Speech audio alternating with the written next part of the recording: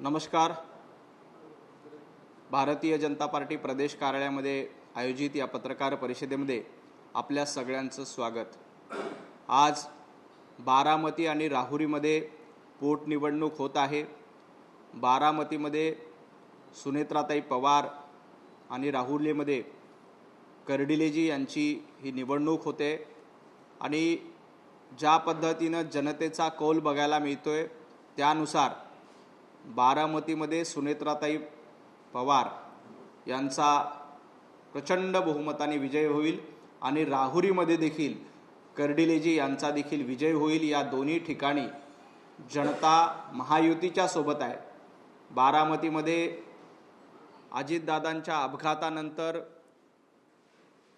अशा पद्धतीची पोटनिवडणूक घ्यायची वेळ आली आणि या निवडणुकीत बारामतीकर पुन्हा एकदा सुनेत्राताई पवार यांच्यावर प्रचंड विश्वास दाखवतायत आणि राहुरीमध्ये देखील भारतीय जनता पार्टी महायुतीचा झेंडा फडकतोय. बारामतीमध्ये खास करून महाविकास आघाडीनं जे सहकार्य केलंय त्याबद्दल त्यांचे मनापासून आभार. त्या सगळ्यांच्या सहकार्यामुळे बारामतीची निवडणूक ह्या सुनेत्राताई पवार अतिशय चांगल्या मताने विजयी होतील आणि राहुरीमध्ये देखील जनता महायुतीच्या बाजूने आहे. ज्या पद्धतीनं राहुरीमध्ये निवडणूक सुरू आहे, राहुरीमध्ये देखील कर्डिलेजी यांचा विजय होणार हे निश्चित आहे.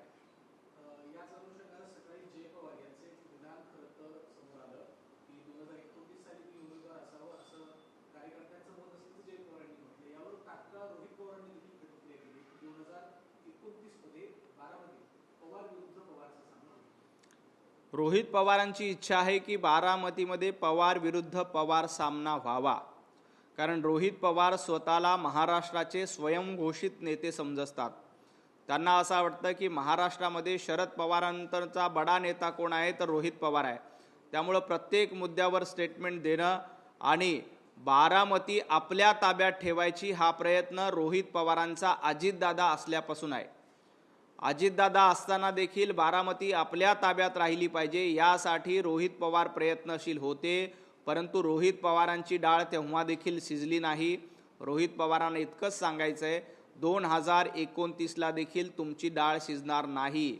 बारामती ताब्यात घेण्याचा प्रयत्न रोहित पवारांच्या माध्यमातून दादा हयात असल्यापासून सुरू आहे, परंतु रोहित पवार तुम्ही याच्यामध्ये कधीही यशस्वी होणार नाही.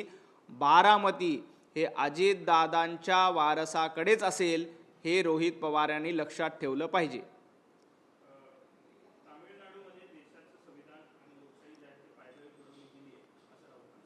संजय राऊत, तामिळनाडू आणि पश्चिम बंगालमध्ये तुमचा पराभव होतोय म्हणून तुमच्या पायाखालची वाळू घसरली आहे. ज्या पद्धतीनं पश्चिम बंगालमध्ये जनता बाहेर पडते, तामिळनाडूमध्ये दहशतीच्या बाहेर पडून लोक मतदानाला येत आहेत. ममता बॅनर्जींची दहशत धुगाडून सर्वसामान्य लोक मतदानाच्या रांगेत दिसत आहेत. संजय राऊतांच्या पायाखालची वाळू घसरली आहे. त्यांना माहीत आहे की तामिळनाडू आणि पश्चिम बंगालमध्ये आता भारतीय जनता पार्टीची सत्ता येणार आहे, भारतीय जनता पार्टीचा विजय होणार आहे. त्यामुळं संजय राऊत कधी निवडणूक आयोगावर शंका घेणार, कधी संविधानावर शंका घेणार. संजय राऊत, तामिळनाडू आणि पश्चिम बंगालची जनता ही ममता बॅनर्जी आणि स्टॅलिन यांना वैतागलेली आहे आणि यावेळी पंतप्रधान नरेंद्र मोदीजी, अमितभाई शहा यांच्या नेतृत्वात पश्चिम बंगाल आणि तामिळनाडूमध्ये भारतीय जनता पार्टीचा झेंडा फडकल्याशिवाय राहणार नाही.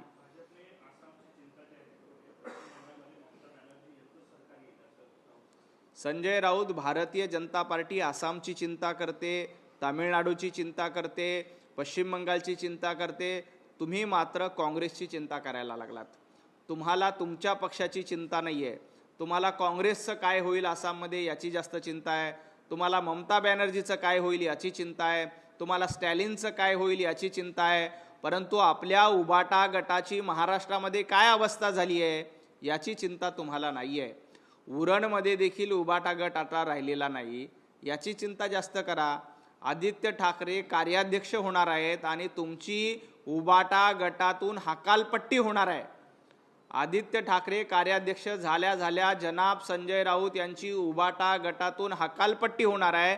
संजय राऊतांनी आसाम, तामिळनाडू, पश्चिम बंगाल याची चिंता करण्यापेक्षा उभाटा गटातून आपली हकालपट्टी होणार आहे त्याबद्दल जास्त चिंता करावी। आदित्य ठाकरे यांनी ठरवलेले की संजय राऊतांना गचंडी धरून बाहेर काढायचंय। संजय राऊत आपल्या पक्षातील आपलं स्थळ, आपलं ठिकाण मजबूत राहील यासाठीची चिंता करा। देशाची चिंता करण्यासाठी इथली 140 कोटी जनता आणि त्यांचं नेतृत्व करणारे पंतप्रधान नरेंद्र मोदीजी सक्षम आहेत। निवडणूक आयोगावर कुठल्याही पक्षाचा झेंडा नाही, परंतु उभाटा गटाच्या कार्यालयावर मात्र काँग्रेसचा झेंडा फडकलेला बघायला मिळतोय। उभाटा गट ज्या पद्धतीनं काँग्रेसची चाकरी करते, काँग्रेसची गुलामी करते ते बघता महाराष्ट्रातील उभाटा गटाच्या शिल्लक कार्यालयावर, कारण महाराष्ट्रात अनेक ठिकाणी उभाटा गटाचे कार्यालयच उरलेले नाहीत, आता शिल्लक राहिलेल्या शिल्लक सेनेमध्ये उभाटा गटाच्या कार्यालयावर काँग्रेसचे झेंडे बघायला मिळतात। काँग्रेसचा झेंडा कार्यालयावर राहायचा आणि कार्यालयाच्या आतून काँग्रेसचा अजेंडा चालवायचा, हे उभाटा गटाचं, संजय राऊतांचं, उद्धवजी ठाकरे यांचं धोरण झालंय आणि त्या धोरणानुसार उभाटा गट आता काँग्रेसचा गुलाम बनलाय। पश्चिम बंगाल असेल, आसाम असेल, तामिळनाडू असेल, या ठिकाणी निवडणूक आयोग निपक्षपणे काम करतंय। निवडणूक आयोगावर टीका करण्यापेक्षा आपल्या पक्षाची अवस्था, आपण काँग्रेसची बेनामी शाखा झाली आहे याची चिंता करा। निवडणूक आयोगावर भारताचा तिरंगा आहे, परंतु तुमच्या पक्ष कार्यालयावर काँग्रेसचा झेंडा आहे, त्याचं उत्तर आधी द्या।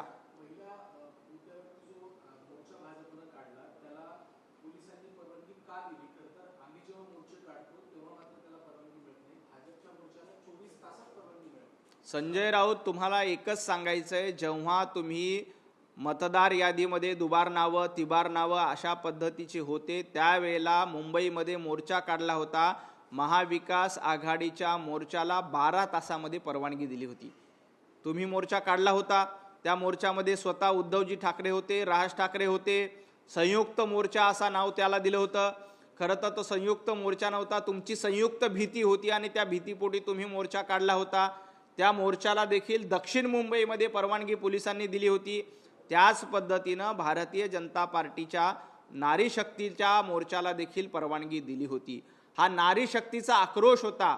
ज्या पद्धतीनं महिलांचा अपमान करण्याचं काम महाविकास आघाडीनं महाराष्ट्रात केलं आणि इंडी अलायन्सनं देशात केलंय, त्या महिला शक्तीचा सन्मान म्हणून आणि महिला शक्तीचा आक्रोश विरोधकांपर्यंत पोहोचला पाहिजे म्हणून वरळीमध्ये आम्ही मोर्चा काढला। आणि आपण बघा, या मोर्चामध्ये सर्वसामान्य मुंबईकरांनी उत्स्फूर्तपणे सहभाग नोंदवला। हजारो मुंबईकर महिला रस्त्यावर उतरल्या आणि विरोधकांच्या कानठाळ्या बसतील, विरोधकांच्या कानापर्यंत आवाज जाईल अशा पद्धतीनं मोर्चा निघाला। या मोर्चातली नारी शक्ती बघून, या मोर्चातली मातृशक्ती बघून विरोधक घाबरलेले आहेत, संजय राऊत घाबरलेले आहेत। संजय राऊतांना हे लक्षात आलंय की इथली मातृशक्ती, इथली नारी शक्ती आता आपल्या विरोधात आहे, काँग्रेसच्या विरोधात आहे, ममता बॅनर्जींच्या विरोधात आहे। त्यामुळं या मोर्चाला बदनामी करण्याची सुपारी संजय राऊतांनी घेतली आणि या मोर्चाला बदनाम करण्याचा प्रयत्न संजय राऊतांच्या माध्यमातून केला जातोय। परंतु मला एकच सांगायचंय, ज्या नारी शक्तीचा, मातृशक्तीचा अपमान इंडिया आघाडी आहे, महाविकास आघाडीने केलाय, ती नारी शक्ती तुम्हाला धडा शिकवल्याशिवाय राहणार नाही।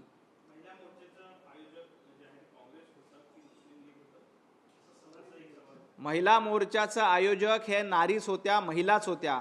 महिलांनी आपल्या सन्मानासाठी, महिलांनी संसदेमध्ये 33% आरक्षण मिळावं यासाठी मोर्चा काढला होता। ज्या पद्धतीनं आझाद मैदानावर मोर्चा काढला होता आणि आझाद मैदानामध्ये काय काय झालं होतं आपण बघितलं। इथल्या आझाद मैदानावरच्या अमर जवान ज्योतीला जेव्हा लाथा घातल्या होत्या तेव्हा संजय राऊत तुम्ही गप्प का होतात?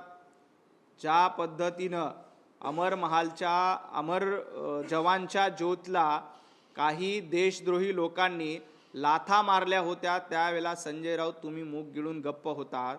रझा अकादमीचा मोर्चा तुम्हाला आठवत असेल, तुम्हाला रझा अकादमीचे मोर्चे प्रिय आहेत, तुम्हाला देशविरोधी लोकांचे मोर्चे प्रिय आहेत, आणि महिलांनी मोर्चा काढला की संजय राऊत तुमच्या पोटामध्ये दुखायला लागतं.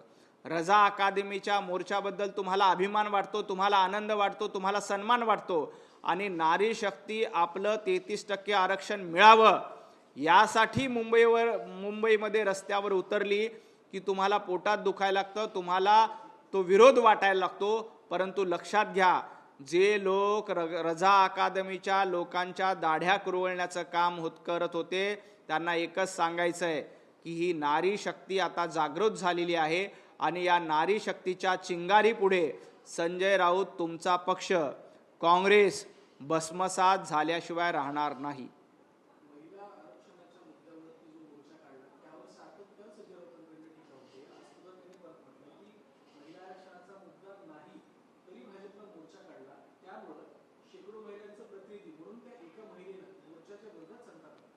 एका महिलेनं मोर्चाच्या विरोधामध्ये काहीतरी बोललं की तुम्हाला तो शेकडो महिलांचा संताप वाटतो. संजय राऊत तोच न्याय लावायचा असेल तर हजारो महिला वरळी ते वरळी डोम इथपर्यंत चालत गेल्या. त्या महिलांचा संताप तुम्हाला ऐकता आला नाही. त्या एका महिलेचा संताप म्हणजे संपूर्ण भारतीयांचा संताप असं तुम्हाला वाटतं, संपूर्ण मुंबईकरांचा संताप तुम्हाला वाटतं. पण हजारो महिला स्वतःच्या महिला आरक्षण मिळावं, आपल्याला संसदेमध्ये, लोकसभेमध्ये, विधानसभेमध्ये प्रतिनिधित्व मिळावं यासाठी रस्त्यावर उतरल्या. त्यांचा संताप तुम्हाला ऐकता आला नाही, त्यांचा आक्रोश तुम्हाला तुमच्या कानावर पडला नाही. कारण यासाठी कानावर पडला नाही की तुम्हाला माहिती आहे मातृशक्तीला जर का आरक्षण मिळालं, महिलांना आरक्षण मिळालं तर उभाटा गटाची काही खैर नाही. महिलांना आरक्षण मिळालं तर काँग्रेसची काही खैर नाही. महिलांना आरक्षण मिळालं तर TMC यासारख्या पक्षाची काही खैर नाही आहे. त्यामुळं महिला आरक्षणाला विरोध करण्याचं पाप महाविकास आघाडी करतायत. संजय राऊत, तुम्ही ज्या पक्षाचं प्रतिनिधित्व करतायत त्या पक्षामध्ये महिलांचा कधीही सन्मान केला जात नाही. सातत्यानं महिलांचा अपमान करण्याचं काम, नारी शक्तीचा अपमान करण्याचं काम संजय राऊत यांच्या माध्यमातून केलं जात आहे. आपण पाटकर फाईल बघितली की पाटकर फाईलमध्ये कशा पद्धतीने एका भगिनीचा अपमान करण्याचं काम संजय राऊतांनी केलं होतं. त्यामुळं महिलांच्या सन्मानाबद्दल संजय राऊत यांना बोलण्याचा अधिकार नाही.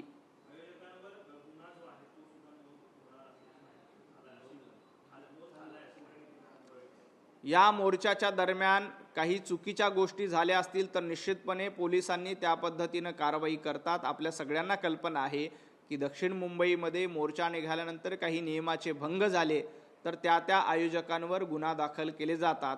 आता संजय राऊतांना एवढंच विचारायचं आहे, महिला शक्ती, भारतीय जनता पार्टी आणि महिला शक्तीनं हा मोर्चा काढला होता, त्याच्यानंतर देखील पोलिसांनी गुन्हा दाखल केला.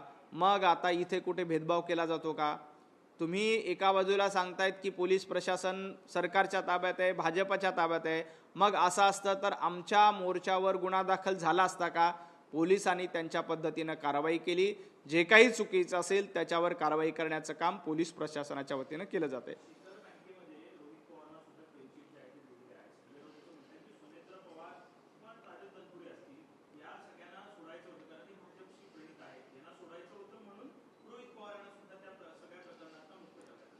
शिखर बँक घोटाळ्यामध्ये जी काही चौकशी करायची ती चौकशी सुरू आहे.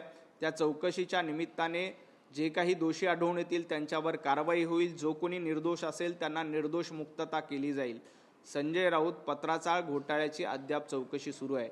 पत्राचाळ घोटाळ्यामध्ये तुम्हाला क्लीन चिट मिळाली नाही. तुम्ही जरा पत्राचाळ घोटाळ्याचा जास्त विचार करा. आपण बेलवर बाहेर आहोत याचा विचार करा. बाकी शिखर बँक घोटाळा असेल त्याची सरकार, पोलीस यंत्रणा, न्यायालय योग्य ती दखल घेईल आणि जे दोषी असतील त्यांच्यावर कारवाई होईल. जे निर्दोष असतील त्यांची निर्दोष मुक्तता होईल.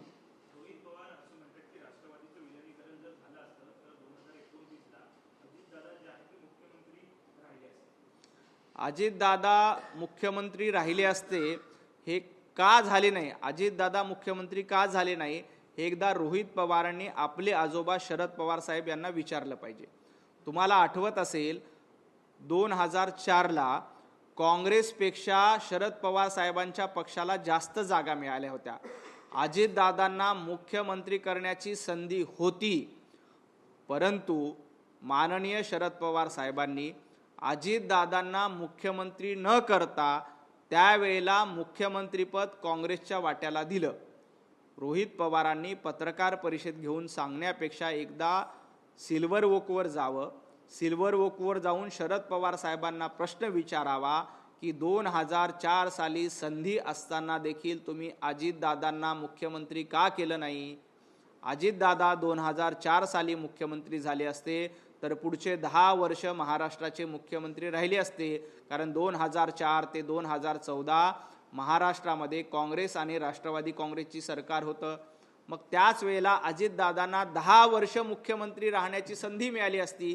ती संधी आजोबांनी का दिली नाही हे एकदा रोहित पवारांनी जाऊन सिल्वर ओकवर विचारलं पाहिजे. शरद पवार साहेबांनी अजितदादांना मुख्यमंत्री पदाची संधी कधीच दिली नाही आणि आता अजितदादा असते तर अमुक केलं असतं, अजितदादा असते तर तमुक केलं असतं हे सांगण्याला काहीही अर्थ नाही. रोहित पवार, तुम्हाला मुख्यमंत्री व्हायची इच्छा आहे. रोहित पवारांना असं वाटतं की येणाऱ्या काळामध्ये महाराष्ट्राचं नेतृत्व आणि मुख्यमंत्रीपद आपल्याला मिळावं, यासाठी रोहित पवारांचे हे सगळे प्रयत्न सुरू आहेत. परंतु रोहित पवार लक्षात घ्या, यावेळेला तुम्ही जेमतेम 1,500 मतांनी निवडून आला, तेही अजितदादांनी मदत केली म्हणून. पुढच्या वेळेला तेवढेही तुम्हाला मिळणार नाहीत.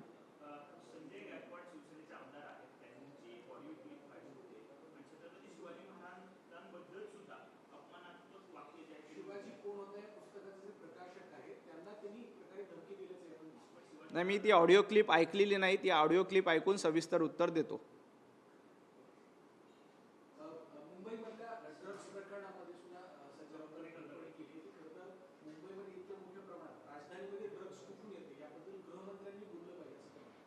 ज्या पद्धतीनं मुंबईमध्ये गोरेगावच्या नेस्को सेंटरमध्ये ड्रग्सची पार्टी झाली आणि त्याच्यामध्ये दुर्दैवी 2 तरुणांना जीव गमवावा लागला, या प्रकरणामध्ये पोलीस पूर्णपणे चौकशी करतायत. ड्रग्सबद्दल 0 टॉलरन्स पॉलिसी ही महाराष्ट्राची आहे. यामध्ये स्वतः मुख्यमंत्री आणि गृहमंत्री असलेले देवेंद्रजी फडणवीस लक्ष घालतायत आणि कुणालाही पाठीशी घालत नाहीत. संजय राऊत मुंबई ही ड्रग्स मुक्त करायची, महाराष्ट्र ड्रग्स मुक्त करायचं, हे देवेंद्रजी फडणवीस यांचं धोरण आहे. त्यामुळं आता अशा पद्धतीच्या कुठल्याही पार्टी आयोजन होत असेल तर त्या ठिकाणी पोलीस डोळ्यात तेल घालून पहारा करणार आहेत. कुणालाही सोडलं जाणार नाही. ड्रग्सच्या विळख्यातून तरुण पिढीला बाहेर काढणं आणि ड्रग्सच्या विळख्यातून मुंबई असेल महाराष्ट्राला मुक्त करणं हे देवाभाऊंचं धोरण आहे आणि या प्रकरणामध्ये कठोरातली कठोर कारवाई करण्याचं काम गृहमंत्री असलेल्या देवेंद्रजींकडनं सुरू आहे. त्यामुळे तुम्ही त्यांना शिकवण्याची गरज नाही. ड्रग्सबद्दल भारतीय जनता पार्टी असेल, देवाभाऊ असेल किंवा महायुती सरकार असेल, यांचं 0 टॉलरन्स धोरण आहे.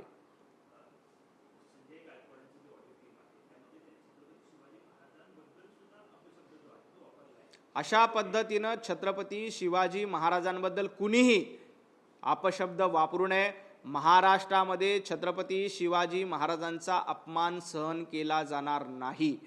ज्या पद्धतीनं छत्रपती शिवाजी महाराजांचा अपमान केल्याचा उल्लेख ऑडिओ क्लिपमध्ये येतोय, मी ती ऑडिओ क्लिप ऐकली नाही, परंतु तसं असेल तर छत्रपती शिवाजी महाराजांचा अपमान महाराष्ट्रामध्ये कुणीही सहन करणार नाही.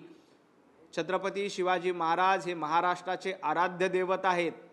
त्यांच्यामुळं आज आपण सुखाने जगू शकतो. त्यामुळं छत्रपती शिवाजी महाराजांचा अपमान करण्याचं धाडस, छत्रपती शिवाजी महाराजांचा अपमान कुणीही करू नये.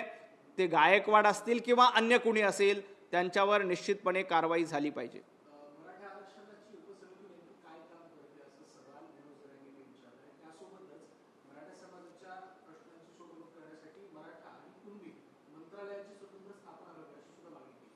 आपण बघता की मराठा समाजाला आरक्षण देण्याचं काम मुख्यमंत्री देवेंद्रजी फडणवीसांनी दिले.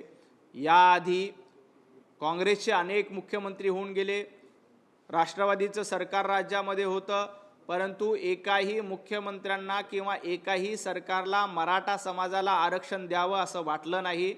2017ला पहिल्यांदा देवेंद्रजी फडणवीस साहेब मुख्यमंत्री असताना मराठा समाजाला आरक्षण दिलं.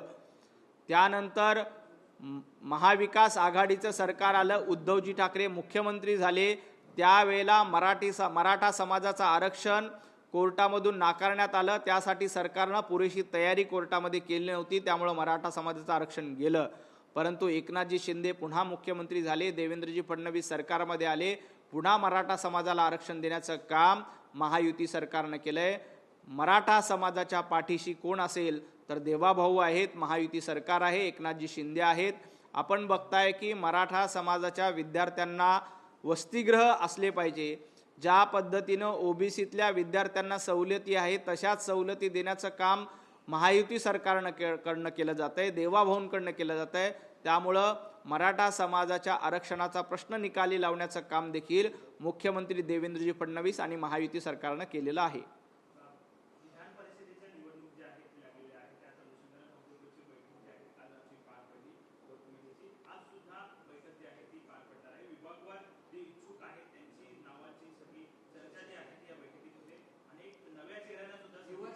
भारतीय जनता पार्टीमध्ये प्रत्येक निर्णय घेत असताना सामूहिकपणे निर्णय घेतला जातो. आपण बघता काल मुख्यमंत्री देवेंद्रजी फडणवीस यांच्या नेतृत्वामध्ये भारतीय जनता पार्टीच्या कोर कमिटीची बैठक घेतली गेली. हे काय उभाटा नाही आहे की संजय राऊतांच्या मनात आलं, नाव लिहिलं, सही केली, उद्धवजी ठाकरेंच्या मनात आलं, नाव लिहिलं, सही केली, आदित्य ठाकरेंच्या मनात आलं, नाव लिहिलं, सही केली. असं भारतीय जनता पार्टीमध्ये होत नाही. आमची प्रत्येक गोष्ट बैठकीतून ठरते. सामूहिक नेतृत्व आणि सर्वसमावेशक नेतृत्व हे भारतीय जनता पार्टीचं धोरण आहे. त्यानुसार काल कोर कमिटीची बैठक झाली. या कोर कमिटीमधला जो काही निर्णय असेल ते केंद्रीय पातळीवर पाठवला जाईल. भारतीय जनता पार्टीचं पार्लमेंट बोर्ड आहे. आपल्या सगळ्यांना कल्पना आहे की पार्लमेंट बोर्डकडे नाव पाठवले जातात. त्या पार्लमेंट बोर्डमध्ये त्या नावांना मान्यता मिळते आणि त्यानंतर पार्लमेंटरी बोर्ड त्या नावांची घोषणा करते. आता 22 तारखेपासून 23 तारखेपासून नॉमिनेशनची सुरुवात आहे. 30 तारखेपर्यंत अर्ज भरायचे. पुढच्या 4-5 दिवसामध्ये विधान परिषदेच्या नावावर शिक्कामोर्तब होईल. जसं शिक्कामोर्तब होईल तसं तुम्हाला कळवलं जाईल. खूप खूप धन्यवाद.